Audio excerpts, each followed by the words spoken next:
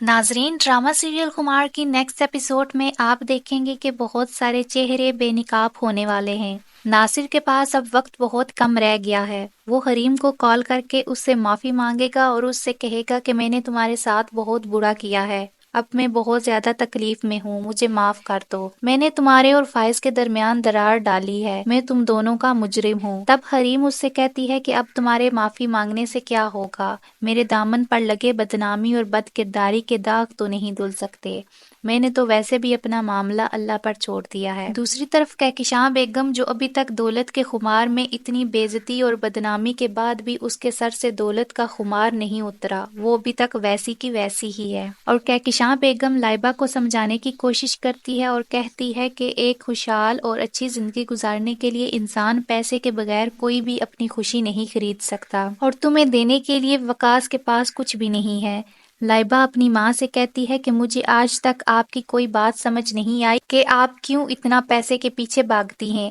کیا ملا آپ کو، آپ نے فائز بھائی کا گھر خراب کر دیا اور آپ نے نہ جانے کتنی زندگیاں خراب کر دی۔ اپنی ماں کی کڑوی باتیں سننے کے بعد لائبہ یہ فیصلہ کرتی ہے کہ وہ فائز کو حقیقت ضرور بتائے گی۔ لائبہ فائز سے جا کر کہتی ہے کہ تمہیں ناصر سے ضرور ملنا چاہیے، میں آپ کو یہ مشورہ دے رہی ہوں۔ دوسری طرف ناصر کی ماں سے اس کے بیٹے کی تکلیف دیکھی نہیں جاتی، اس کو اپنے بیٹے کے بارے میں تمام حقیقت معلوم ہو چکی ہے۔ وہ حریم کے پاس آتی ہے اور آ کر ہاتھ جوڑ کر اسے کہتی ہے کہ میرے بیٹے سے بہت بڑی غلطی ہو گئی ہے، وہ بہت تکلیف میں ہے، اگر تم اسے معاف نہیں کرو گی تو اسے موت نہیں آئے گی، تم میری بیٹیوں جیسی ہو، میں تمہارے سامنے ہاتھ جوڑتی ہوں، ایک مرتبہ میرے ساتھ چل کر ناصر کی بات سن لو۔ وہ تمہارے سامنے اپنے گناہ کا اعتراف کرنا چاہتا ہے اور اپنے گناہ کی معافی مانگنا چاہتا ہے۔ پھر حریم نہ چاہتے ہوئے بھی ناصر کی ماں کی بات مان جاتی ہے۔ حریم اپنے بھائی کے ساتھ ناصر کے گھر پہنچ جاتی ہے۔ ناصر حریم کے سامنے ہاتھ جوڑ کر اسے کہتا ہے کہ میں نے تمہارے ساتھ بہت زیادتی کی ہے، میں تمہارے سامنے ہاتھ جوڑتا ہوں، مجھے معاف کر دو، میں لالچ میں آ گیا تھا، کہکشاں بیگم نے مجھے لالچ دیا تھا اور میں نے کہکشاں بیگم کے کہنے پر فائز کو بھڑکایا تھا